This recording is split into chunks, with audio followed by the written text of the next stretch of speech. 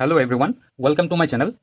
যোৱা ভিডিঅ'সমূহৰ দৰেই মই পুনৰবাৰ আপোনালোকৰ ওচৰত এটা প্ৰশ্ন লৈ আহিছোঁ এপিএছচি মেইনছৰ কাৰণে প্ৰেক্টিছৰ কাৰণে এটা প্ৰশ্ন যিটো মই ডেইলি প্ৰেক্টিছ কৰি থাকোঁ। আজি আপোনালোকৰ ওচৰলৈ লাইভ এনচাৰ লিখি দেখুৱাম বুলি লৈ আহিছোঁ।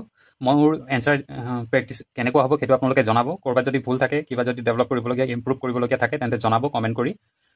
একচুৱেলি এই প্ৰশ্নটো ক'ম বাৰু, প্ৰশ্নটো কি একচুৱেলি প্ৰথমতে মই আপোনালোকক কওঁ যিটো প্ৰশ্ন লৈ আহিছোঁ এইটো আমাৰ প্ৰিলিমছ, অকল মেইনছ নহয়, প্ৰিলিমছৰ লগতো জড়িত হয়। এইটো প্ৰিলিমছৰ জিএছ পেপাৰ আছামৰ যি 30% পাৰ্টৰ কুৱেশ্যন আহে ন, তাৰ লগত একেবাৰে জড়িত আছাম পাৰ্টৰ। তাৰপাছত যদি আমি চাওঁ মেইনছৰ আপোনাৰ পেপাৰ 2, তাৰপাছত পেপাৰ 3, পেপাৰ 4, পেপাৰ 6, এই গোটেইখিনি জিএছ পেপাৰৰ লগত এইটো ডাইৰেক্টলি বা ইনডাইৰেক্টলি জড়িত হৈ আছে এই টপিকটো। আমাৰ পপুলেশ্যন এণ্ড ইছ্যু ৰিলেটেড এইটো পেপাৰটোত থাকিব পাৰে। লগতে যদি আমি চাওঁ ইণ্ডিয়ান পলিটি এণ্ড গভৰ্নেন্স, এইটো পেপাৰ 3 হয়। লগতে যদি আমি চাওঁ security, internal security and its challenges, অৰ্থাৎ ভাৰতৰ আভ্যন্তৰীণ নিৰাপত্তা আৰু ইয়াৰ প্ৰত্যাহ্বান, এইটো পেপাৰ 4ত আছে নহয় জানো। পেপাৰ 4ৰ এই বিষয়টোৰ লগতো যিটো আজি আমি আলোচনা কৰিম সেই বিষয়টো জড়িত হৈ আছে। লগতে যদি আমি চাওঁ পেপাৰ 6, য'ত political and administrative system of Assam, অসমৰ প্ৰশাসনিক আৰু ৰাজনৈতিক যি ব্যৱস্থা তাৰ ওপৰত জড়িত পেপাৰ 6ৰ লগতো এই কুৱেশ্যনটো জড়িত হৈ আছে। গতিকে এই কুৱেশ্যনটো আজি যিটো আমি অলপ পাছতে যিটো ডিছকাছ কৰিম সেইটো এপিএছচিৰ প্ৰিলিমছ আৰু মেইনছ দুয়োটাৰ কাৰণে খুব ইম্পৰ্টেণ্ট। গতিকে আমি অকল মেইনছৰ দৃষ্টিভংগীৰেই নহয়, প্ৰিলিমছৰ কাৰণেও আমি সমানে এই প্ৰশ্নটোক চাবলগীয়া হয়। অকল যে অহা মেইনছৰ কাৰণেই নহয়, আগলৈ যিসকলে প্ৰিপেৰেশ্যন কৰি আছে তেখেতলোকৰ কাৰণেও এই আজিৰ ছেশ্যনটো বৰ উপযোগী হ'ব। গতিকে আশা কৰোঁ আপোনালোকে ভিডিঅ'টো ভালদৰে চাব। কিবা মোৰ ইম্প্ৰুভ কৰিবলগীয়া থাকিলে কমেণ্ট কৰি জনাব। চ' আহক ষ্টাৰ্ট কৰোঁ। কুৱেশ্যন হৈছে প্ৰব্ৰজন আৰু বিদেশী বহিষ্কাৰ আদেশ 2025, এইটো ৰিচেণ্ট নহয় জানো, ৰিচেণ্টলি এইটো আদেশ জাৰি কৰিছে 25, আৰু নাগৰিকত্ব সংশোধনী আইন চিটিজেনশ্বিপ এমেণ্ডমেণ্ট এক্টৰ সংযোগে অসম তথা উত্তৰ পূৰ্বাঞ্চলত নাগৰিকত্ব প্ৰব্ৰজন আৰু ভাৰসাম্যৰ ওপৰত পুনৰ বিতৰ্ক উত্থাপন হৈছে। আগতে হৈছিলে নহয় জানো, কাৰ সময়ত যেতিয়া আনিছিলে গভৰ্ণমেণ্টে তেতিয়া বিতৰ্ক হৈছিলে, এতিয়া আকৌ পুনৰ তেনেকুৱা বিতৰ্ক এটা আৰম্ভ হৈছে। যুক্তৰাষ্ট্ৰবাদ, ইয়াত আমি হাইলাইট কৰিব লাগিব, এইটো যুক্তৰাষ্ট্ৰবাদ, ৰাষ্ট্ৰীয় নিৰাপত্তা আৰু খিলঞ্জীয়াৰ অধিকাৰৰ বাবে এই আইনী ব্যৱস্থাসমূহৰ প্ৰভাৱ সমালোচনাত্মকভাৱে পৰ্যালোচনা কৰক। ইয়াত ভালদৰে আমি নিৰীক্ষণ কৰিব লাগিব, সমালোচনাত্মকভাৱে পৰ্যালোচনা কিৱৰ্ড হয় কুৱেশ্যনৰ, ইয়াত মই আণ্ডাৰলাইন কৰি থৈছোঁ। ইয়াৰ পৰ্যালোচনা কৰিব লাগিব। এইটো 15 মাৰ্কছৰ কুৱেশ্যন হয়, গতিকে 4 পেজ লিখিবলৈ পাম আমি। 3 পেজতো লিখিব পাৰি, 4 পেজৰ ভিতৰত লিখিলেও হ'ব। গতিকে আহক আমি এই প্ৰশ্নটোৰ উত্তৰ লিখিবলৈ চেষ্টা কৰোঁ। প্ৰথমতে আমি এটা ব্ৰিফ ডেফিনেশ্যন দিব লাগিব। ব্ৰিফ মানে প্ৰশ্নটোৱে যি বিচাৰিছে তাৰ ওপৰত সংগতি থকা এটা আমি যদি ইন্ট্ৰডাকশ্যন দিওঁ তেতিয়া ভাল হ'ব। প্ৰথমতে মই এনেদৰে লিখিম, 2025 চনৰ প্ৰব্ৰজন।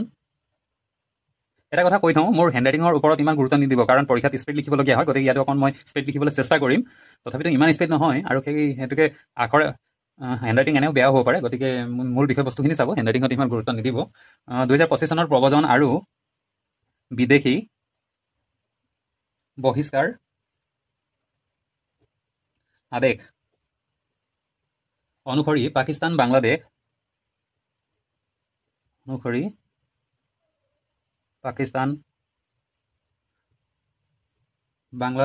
আৰু আফগানিস্তানৰ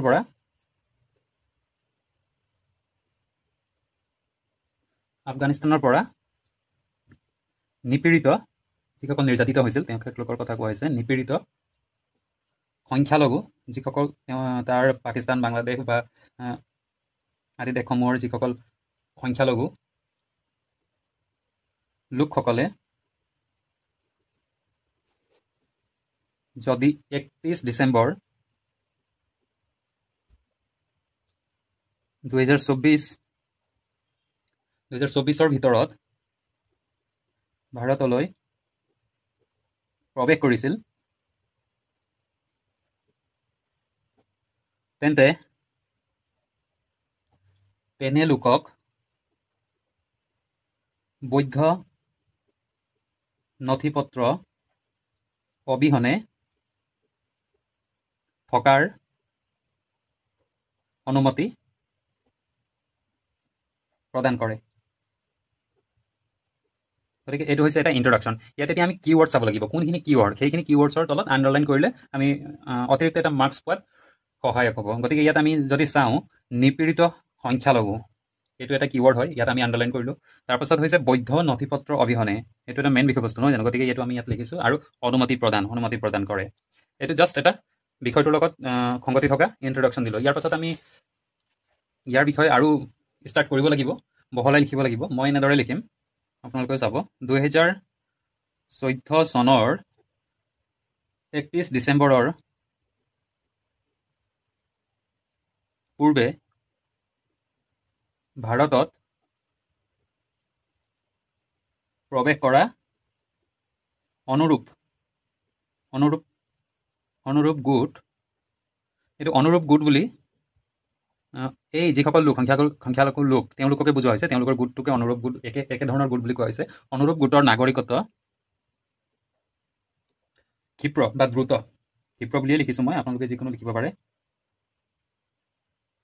কৰা নাগৰিকত্ব সংশোধনী আইন, চিটিজেনশ্বিপ এমেণ্ডমেণ্ট এক্ট 2019ৰ সৈতে ইয়াক সংযুক্ত কৰিলে এই ব্যৱস্থাসমূহে ভাৰতৰ মানৱীয় স্থিতি প্ৰতিফলিত কৰে। একচুৱেলি অসমীয়াত মানে এনচাৰ ৰাইটিং কৰোঁতে এটা অসুবিধা হয়, যিহেতু ইংৰাজীত লিখোঁতে কম মানে ৱৰ্ডছত লিখিব পাৰে, কিন্তু অসমীয়াত লিখিলে বৰ দীঘলীয়া হৈ যায়, সেইকাৰণে অকণমান সময় লাগে, সেইকাৰণে বৰ বেছি প্ৰেক্টিছ কৰাৰ প্ৰয়োজন। যদি স্পীড লিখিব নোৱাৰি তেতিয়া মানে গোটেইখিনি কুৱেশ্যন কভাৰ কৰাটো বৰ অসম্ভৱ হৈ পৰে। মানৱীয় স্থিতি প্ৰতিফলিত কৰে, কিন্তু লগতে ইয়াত এটা উদ্বেগো আছে, নহয় জানো? ই মানৱীয় স্থিতি প্ৰতিফলিত কৰিছে, কিন্তু ইয়াৰ নেগেটিভ পইণ্টটো কি সেইটো আমি ইয়াত অকণমান জাষ্ট হাইলাইট কৰিব বিচাৰোঁ। কৰে, কিন্তু ই অসম আৰু কি অসমৰ লগতে অসম তথা সমগ্ৰ উত্তৰ পূৰ্বাঞ্চল, নহয় জানো? অসম তথা সমগ্ৰ উত্তৰ পূৰ্বাঞ্চলৰ নহয়, পূৰ্বাঞ্চলত একচুৱেলি এনেকুৱাই ভুল হৈ যায়, এইখিনি ভুল কৰিব নালাগে, ইয়াত কমাই দিয়া হ'লে। সমগ্ৰ উত্তৰ পূৰ্বাঞ্চলত নাগৰিকত্ব প্ৰব্ৰজন, জনসংখ্যাগত প্ৰভাৱ আৰু ভাৰসাম্যৰ ওপৰত গভীৰ উদ্বেগ আৰু তীব্ৰ বিতৰ্ক, যিহেতু এই অৰ্ডাৰ জাৰি কৰাৰ পাছত বিতৰ্কৰ সূচনা হৈছিলে, নহয় জানো? বিতৰ্কৰ সূচনা কৰিছে। এতিয়া ইয়াত আমি চাব লাগিব, একচুৱেলি লগে লগে হাইলাইট কৰি যোৱাটো ভাল। ইয়াত নাগৰিকত্ব প্ৰব্ৰজন, জনসংখ্যাগত প্ৰভাৱ আৰু ভাৰসাম্যৰ ওপৰত গভীৰ উদ্বেগ আৰু তীব্ৰ বিতৰ্কৰ সূচনা কৰিছে। গতিকে ইমানখিনি লিখা হ'ল। ইয়াৰ পাছত আমি ইয়াত যিটো বিচাৰিছে যুক্তৰাষ্ট্ৰবাদ, ৰাষ্ট্ৰীয় নিৰাপত্তা, খিলঞ্জীয়াৰ অধিকাৰ, এই আইনী ব্যৱস্থাসমূহৰ সমালোচনাত্মকভাৱে পৰ্যালোচনা কৰিবলৈ কোৱা হৈছে। গতিকে সেইখিনি কৰাৰ আগত আমি জাষ্ট এটা ইন্ট্ৰডাকশ্যন দিলোঁ, তাৰপিছত তাৰলৈ যাবৰ কাৰণে এটা ব্ৰিফ ঐতিহাসিক পটভূমি এটা থাকে, নহয় জানো? ইয়াৰ লগত সংগতি আছিলে চিটিজেনশ্বিপ এমেণ্ডমেণ্ট এক্ট 2019ৰ। গতিকে সেই বিষয়টো আমি ইয়াত অকণমান হ'লেও লিখিব লাগিব, নহ'লে ইটোৰ লগত সিটো মানে সংগতি ৰাখিবলৈ অকণমান অসুবিধা হৈ পৰে। গতিকে ইয়াত দুইটা বিষয়বস্তু লিখি ল'লোঁ। 2025 চনৰ প্ৰব্ৰজন আৰু বিদেশী বহিষ্কাৰ আদেশ সেইটোও লিখিলোঁ, আৰু যিটো চিটিজেনশ্বিপ এমেণ্ডমেণ্ট এক্ট আছিলে সেইটোও লিখিলোঁ। গতিকে দুইটা লিখাৰ পাছত ইটো আনটোৰ লগত সংযুক্ত হৈ গ'ল, ইণ্টিগ্ৰেটেড হৈ গ'ল। এতিয়া আমাক ইয়াৰ পাছৰ এনচাৰখিনি লিখিবলৈ সুবিধা হ'ব। পেজটো শেষ হ'ল, এতিয়া নেক্সট পেজত লিখোঁ। এতিয়া মই যিহেতু প্ৰভাৱৰ ইয়াত দিয়া হৈছিলে, নহয় জানো? ব্যৱস্থাসমূহৰ প্ৰভাৱ সমালোচনাত্মকভাৱে লিখিব লাগে। গতিকে সেইটো লিখাৰ আগতে কেইটামান বিষয় লিখিব বিচাৰিছোঁ, কেইটামান মানে গুৰুত্বপূৰ্ণ ইয়াত ট্ৰানজিশ্যন লাইন লিখিবলগীয়া হয়। মই লিখিম, এই আইনী বিধানসমূহে দুৰ্বল গোটসমূহক সুৰক্ষা দিয়াৰ প্ৰতিশ্ৰুতি প্ৰতিফলিত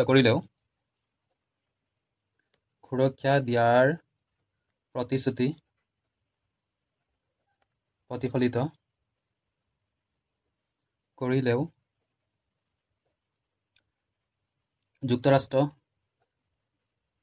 যুক্তৰাষ্ট্ৰবাদ, ৰাষ্ট্ৰীয় নিৰাপত্তা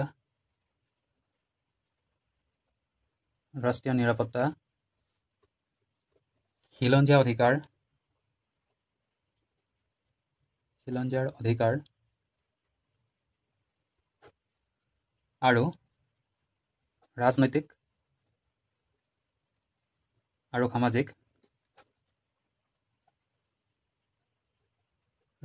সামাজিক দিশৰ ওপৰত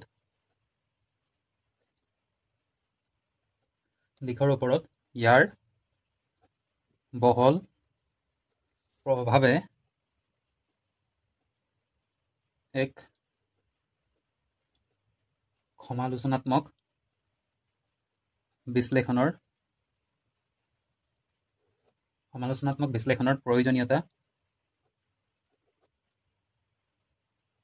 প্ৰয়োজনীয়তা প্ৰদান কৰে। কাৰণ কিয় সমালোচনাত্মক বিশ্লেষণৰ প্ৰয়োজন আহি পৰে? কাৰণ ই ইতিহাসগত, যিহেতু এই বিষয়টো সম্পূৰ্ণ অসমৰ ইতিহাসৰ লগত জড়িত নহয় জানো, গতিকে ইতিহাসত শিপাই থকা আঞ্চলিক সংবেদনশীলতাৰ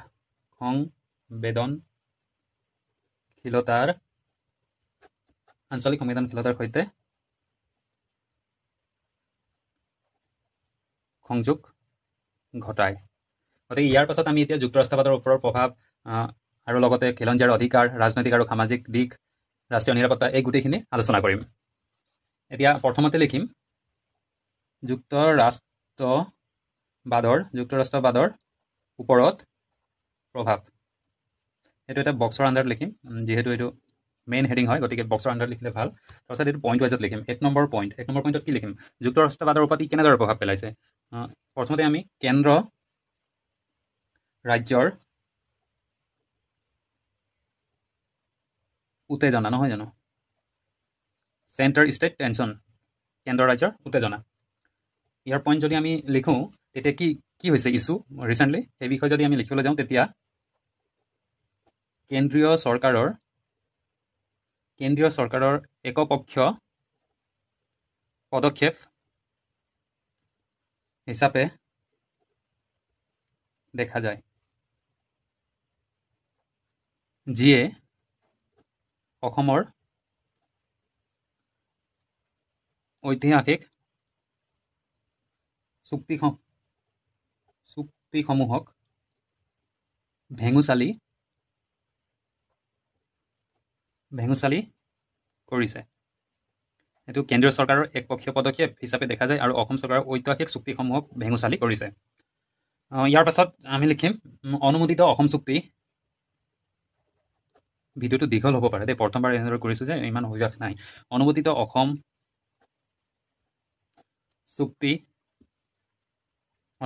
চুক্তিৰ যিটো কাট অফ ডেট আছিলে, নহয় জানো, এইটো অসম চুক্তিৰ যিটো কাট অফ ডেট আছিলে সেইটো 1971ৰ কাট অফ, সেইটো ব্ৰেকেটৰ ভিতৰত লিখিছোঁ। অনুমোদিত অসম চুক্তি 1971ৰ কাট অফক অৱমূল্যায়ন কৰি প্ৰৱেশৰ যিখিনি অনুপ্ৰৱেশকাৰী তেওঁলোকৰ ভাৰতত প্ৰৱেশৰ তাৰিখ 2024 চনলৈ বৃদ্ধি কৰে। গতিকে এইটো এনেদৰে আমি লিখিব পাৰোঁ, অসম চুক্তিক অৱমূল্যায়ন, এইটো হৈছে মেইন বিষয়বস্তু। ইয়াত যে আমি লিখিলোঁ কেন্দ্ৰীয় চৰকাৰৰ একপক্ষীয় পদক্ষেপ হিচাপে দেখা যায়, যিয়ে অসমৰ ঐতিহাসিক চুক্তিসমূহ ভেঙুচালি কৰিছে বা কেন্দ্ৰ ৰাজ্যৰ উত্তেজনা বুলি পইণ্ট দিলোঁ। এনেকুৱা কেতিয়া হয় বাৰু? আমি যদি আমাৰ আগৰ পাষ্টলৈ ঘূৰি যাওঁ, যেতিয়া কা ইমপ্লিমেণ্ট কৰিবলৈ বিচাৰিছিলে, তেতিয়া NRCৰ ৰূপায়ণৰ সময়ত মানে তেতিয়াও একেধৰণৰ বিতৰ্ক সৃষ্টি হৈছিল। মানে উদাহৰণ হিচাপে এইটো কৈ দিছোঁ, লিখাৰ প্ৰয়োজন নাই। কেন্দ্ৰীয় নিৰ্দেশনাৰ সৈতে অসম ৰাজ্যৰ উদ্বেগৰ যিটো কনচাৰ্ণ তাৰ লগত সংঘৰ্ষ হৈছিল, নহয় জানো। এতিয়া আমি সেইটো উদাহৰণটো নিলিখোঁ, তাৰপাছত লিখিম এই যুক্তৰাষ্ট্ৰীয় উত্তেজনা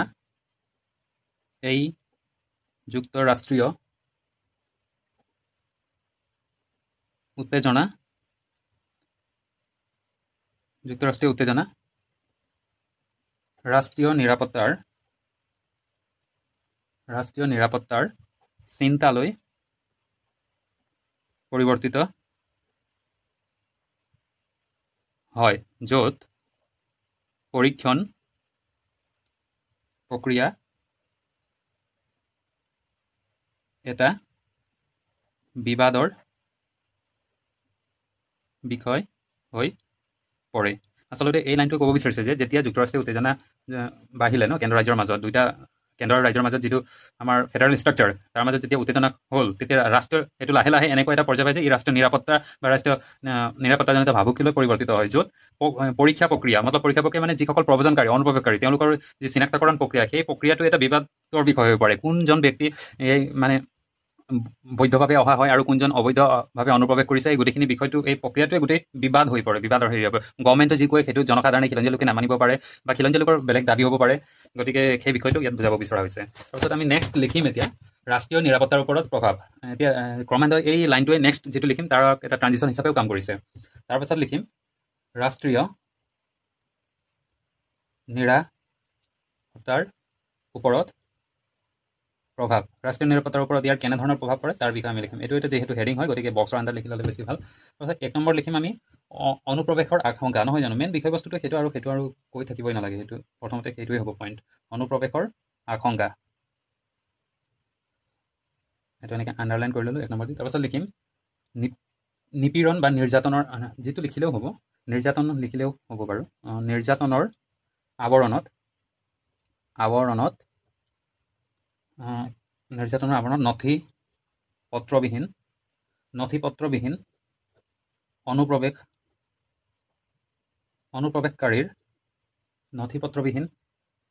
নথিপত্ৰবিহীন অনুপ্ৰৱেশকাৰীৰ দ্বাৰা অপব্যৱহাৰৰ আশংকা। ফলত অসম অবৈধ বাংলাদেশীৰ ডাম্পিং গ্ৰাউণ্ড হোৱাৰ, কেতিয়াবা স্পেলিং মিষ্টেক হৈ যায় অসমীয়াটো, গ্ৰাউণ্ড হোৱাৰ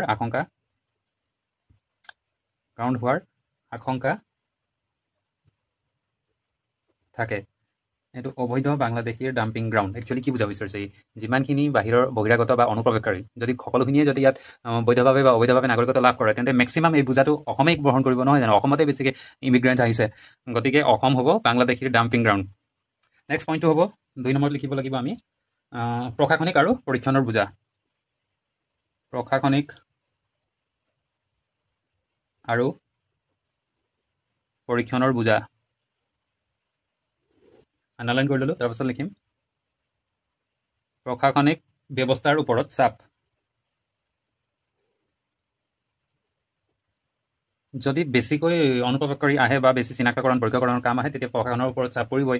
তেতিয়া NRCৰ সময়টো এনেকৈ হৈছিলে, NRC, সেইটো NRCৰ লগত আগৰ যিটো পাছত হৈছে সেইটো লিখা হৈছে, NRC সীমান্ত পুলিচিং আৰু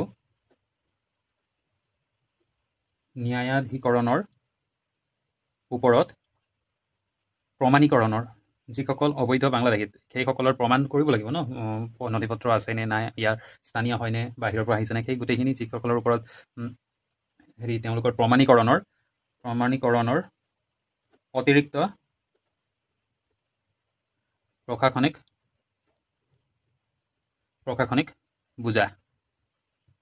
প্ৰশাসনিক বুজা বহন কৰিবলগীয়া হয়। ইয়াৰ পাছত এই ৰাষ্ট্ৰীয় নিৰাপত্তাৰ প্ৰভাৱত আৰু এটা পইণ্ট লিখিব পাৰিম আমি 3 নম্বৰত, ভূ ৰাজনৈতিক প্ৰভাৱ। ভূ ৰাজনৈতিক ফালৰ পৰাও এটা প্ৰভাৱ পৰে, সেই প্ৰভাৱটো আমি লিখিব পাৰোঁ ভূ ৰাজনৈতিক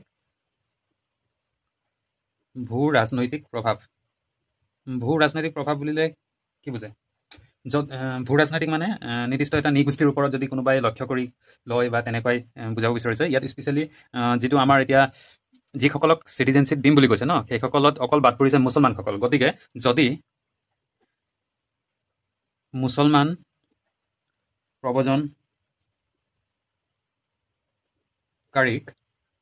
প্ৰব্ৰজনকাৰীক লক্ষ্য কৰিবলৈ ধৰা হয়,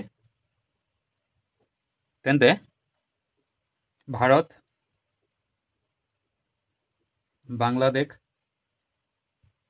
বাংলাদেশ উত্তেজনা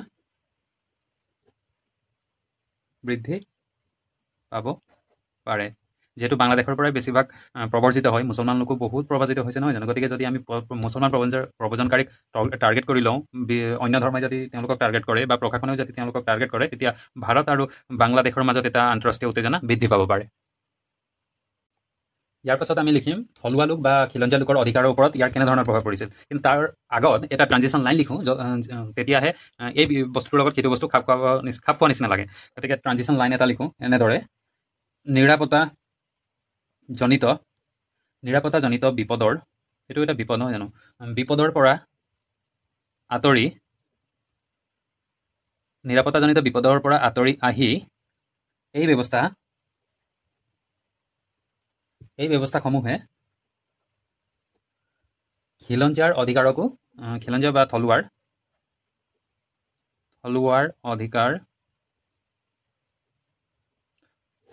অধিকাৰকো গভীৰভাৱে প্ৰভাৱিত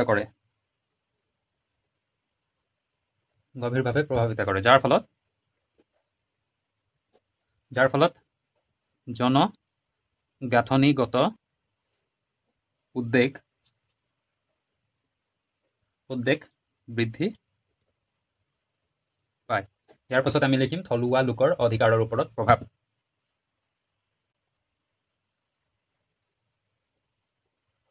থলুৱা লোকৰ অধিকাৰৰ ওপৰত প্ৰভাৱ, এইটো এটা হেডিং হয় যিহেতু এনেদৰে বক্স বনালোঁ, বক্সৰ ভিতৰত লিখি থৈছোঁ। তাৰপাছত ইয়াৰ 1 নম্বৰ পইণ্টটো হ'ব জনগাঁথনিগত ভাৰসাম্যহীনতা।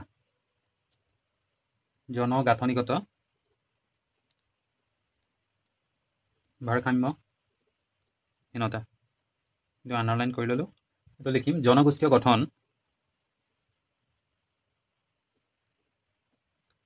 নেক্সট পেজত লিখিম জনগোষ্ঠীয় গঠন সলনি হোৱাৰ এটা আশংকা থাকে নহয় জানো, গঠন সলনি হোৱাৰ আশংকা, লগতে জনসংখ্যাৰ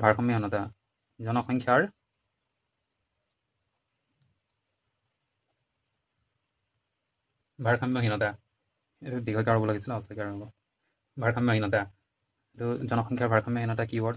তাৰপাছত ইয়াৰ পাছত কি লিখিব পাৰি, অসমীয়াৰ পৰিচয় হ্ৰাস পোৱাৰ আশংকা অন্যটা কাৰণ নহয় জানো, জনসংখ্যাৰ ভাৰসাম্যহীনতা, অসমীয়াৰ পৰিচয় হ্ৰাস, এইখিনি পইণ্ট, অসমীয়াৰ পৰিচয় হ্ৰাস।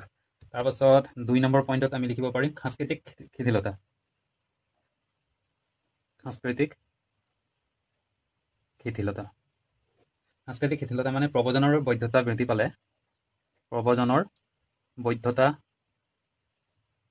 পালে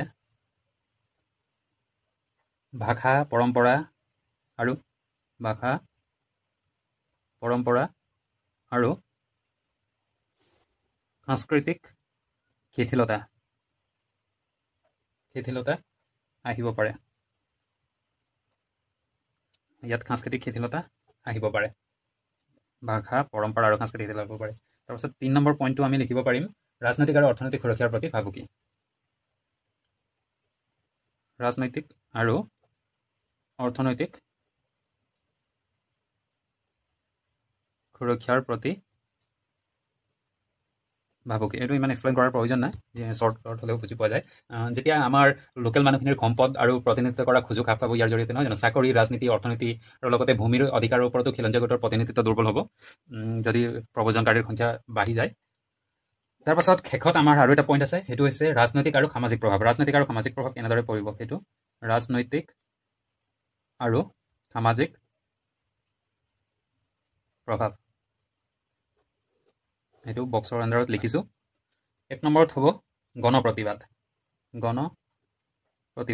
যদি এনে ধৰণৰ ইছ্যু হৈ থাকে তেতিয়া গণপ্ৰতিবাদ হ'ব। গণপ্ৰতিবাদ কোনে কৰে একচুৱেলি, ছাত্ৰ সংগঠন নহয় জানো, আছু, তাৰপাছত ৰাজনৈতিক ৰিজনেল পলিটিকেল পাৰ্টি অৰ্থাৎ আঞ্চলিক ৰাজনৈতিক দল AJP, তাৰপাছত আৰু কোনে কৰিব, বিৰোধী নহয় জানো, বিৰোধী শাসনত থকা দলৰ এগেইনষ্টত যিটো লাৰ্জেষ্ট পাৰ্টি থাকে সেইটো বিৰোধীয়ে আদেশ পত্ৰ,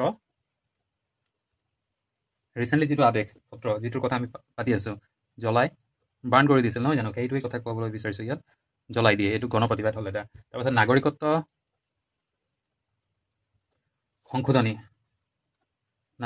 সংশোধনী আইন CAA বিৰোধী প্ৰতিবাদৰ ঘোষণা কৰে। সেইটো অলৰেডি হৈ গৈছে নহয় জানো, সেইটো জাষ্ট এক্সাম্পল হিচাপে লিখা হৈছে, বিৰোধী প্ৰতিবাদৰ সূচনা কৰে।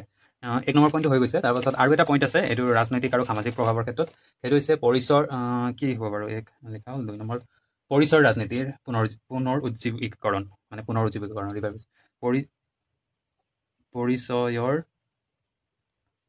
ৰাজনীতি পুনৰুজ্জীৱিত হয়। গতিকে এইখিনি লিখিলোঁ। একচুৱেলি যেতিয়া এই পইণ্টটো মই বহলাই ক'ব বিচাৰিছোঁ, পৰিচয়ৰ ৰাজনীতি পুনৰুজ্জীৱিত হয় মানে উত্তৰ পূৰ্বাঞ্চলত পৰিচয়ভিত্তিক ৰাজনীতি গঢ়ি উঠিব পাৰে নহয় জানো। কাৰ প্ৰতিবাদৰ প্ৰতিধ্বনিত কি হৈছিলে, তেতিয়া যিহেতু বিৰোধ কৰা হৈছিলে কাৰ ইমপ্লিমেণ্টেশ্যনৰ সময়ত, কিন্তু এতিয়াও এই কাৰ প্ৰতিবাদৰ প্ৰতিধ্বনি পুনৰ উত্থাপন হৈছে নহয় জানো। আঞ্চলিক ফ্ৰণ্টলাইন গঠন হৈছে, লগতে ছাত্ৰ সংগঠন আৰু প্ৰতিপক্ষৰ মাজত একতা এটা বাঢ়িছে, মানে বিৰোধী দল আৰু যি লোকেল ছাত্ৰ সংগঠন থাকে তেওঁলোকৰ মাজত এটা ইউনিটি হৈছে। তাৰপাছত আমি ইয়াৰ এটা কনক্লুজন লিখিব লাগিব। ইমানখিনি এৰিয়াত আমি লিখিলে চাফিচিয়েণ্ট হ'ব। 1, 2, 3, 4 পেজৰ ভিতৰতে লিখিব লাগে। আমি যদি বিচাৰোঁ তেতিয়া ইয়াত কেন্দ্ৰ ৰাজ্যৰ উত্তেজনা, ৰাষ্ট্ৰীয় নিৰাপত্তাৰ ওপৰত আমি ইয়াত মেপ বেছটো কৰিব পাৰোঁ। সৰুকৈ এটা মেপ লিখি বাংলাদেশৰ ইয়াত যদি আমি সৰুকৈ এটা মেপ বনাওঁ আৰু ইয়াত যদি বাংলাদেশ এটা চাইডে আৰু এটা চাইডে যদি অসমৰ মেপ দি ক'ৰ পৰা অনুপ্ৰৱেশকাৰী আহে সেইটো দেখুৱাম, আৰু অসমৰ কোনখিনি জোন অতি স্পৰ্শকাতৰ, মানে ক'ত অনুপ্ৰৱেশকাৰী বেছিকৈ আহে সেই জোনখিনি হাইলাইট কৰি দেখুৱাব পাৰিলে, শ্বেডো কৰিলে ভাল হয়। একচুৱেলি আজি প্ৰথমবাৰ লিখিছোঁ এনেকৈ, প্ৰথমবাৰ এনেদৰে ভিডিঅ' কৰিছোঁ কাৰণে হেৰি নকৰিলোঁ। আগৰ ভিডিঅ'সমূহত সেইখিনিও মই কৰিম। মেপ বেষ্ট মানে দেখুৱাব পাৰিলে ভাল ড্ৰয়িং কৰি।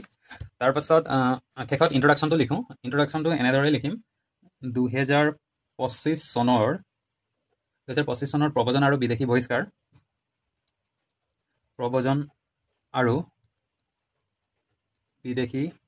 ব্ৰেকেটৰ ভিতৰত বহিষ্কাৰ এক্সিমশ্যন, যিটো বহিষ্কাৰ আদেশ আৰু নাগৰিকত্ব সংশোধনী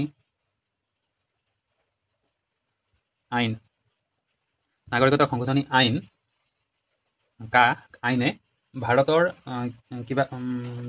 মানৱীয় স্থিতি প্ৰতিফলিত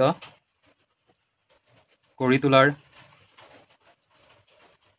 বিপৰীতে অসমত বৰষুণ দিবলৈ ল'লে। ৰেকৰ্ড কৰি থকা সময়তে অসমত এই ইতিহাস কি লিখিম বাৰু, তোলাৰ বিপৰীতে অসমত এই ইতিহাস পৰিচয় প্ৰব্ৰজনত শিপাই থকা উদ্বেগ জগাই তোলে নহয় জানো। তাৰপাছত লিখিম, যদিহে, এইটো ৱে ফৰৱাৰ্ডৰ নিচিনাই হৈছে, লাষ্টত এনেকৈ কৰিলে ভাল, তেনেকৈ কৰিম। যদিহে যুক্তৰাষ্ট্ৰীয়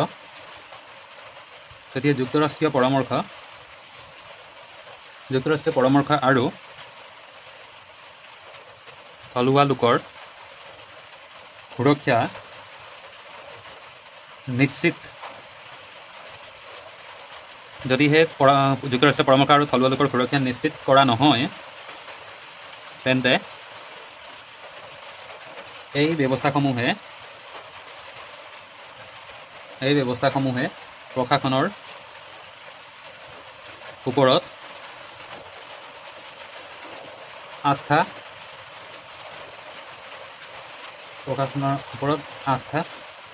ক্ষয় কৰিব পাৰে। আৰু কাৰ আস্থা? জনসাধাৰণৰ, নহয় জানো। এই ব্যৱস্থাসমূহৰ দ্বাৰা প্ৰশাসনৰ ওপৰত জনসাধাৰণৰ আস্থা ক্ষয় কৰিব পাৰে আৰু সামাজিক সম্প্ৰীতিক প্ৰভাৱিত কৰিব পাৰে। গতিকে এইটোৱেই সেই প্ৰশ্নৰ উত্তৰ। বৰ দীঘল হ'ল ভিডিঅ'টো। সামাজিক সম্প্ৰীতিক প্ৰভাৱিত কৰিব পাৰে, তাৰ ওপৰত প্ৰশাসনৰ ওপৰত আস্থা ক্ষয় কৰিব। গতিকে এনেদৰে যদি আমি লিখোঁ তেতিয়া এটা সুন্দৰ এনচাৰ হ'ব বুলি ভাবোঁ। মোৰ প্ৰেজেণ্টেশ্যন ইমান ভাল হোৱা নাই, তথাপিতো চেষ্টা কৰিম, যিহেতু বেছি দিন হোৱা নাই এনচাৰ ৰাইটিং প্ৰেক্টিছ কৰা, আৰম্ভণি কৰিছোঁহে। তথাপিতো মই আপোনালোকৰ লগত শ্বেয়াৰ কৰোঁ বুলি ভাবি এনেদৰে লিখিবলৈ ওলালোঁ। নেক্সট কৰোঁতে মই য'ত মেপ দি বা ড্ৰয়িং দি বা ফ্ল' চাৰ্ট দি কৰিব পাৰি তাতো সেই ভিডিঅ'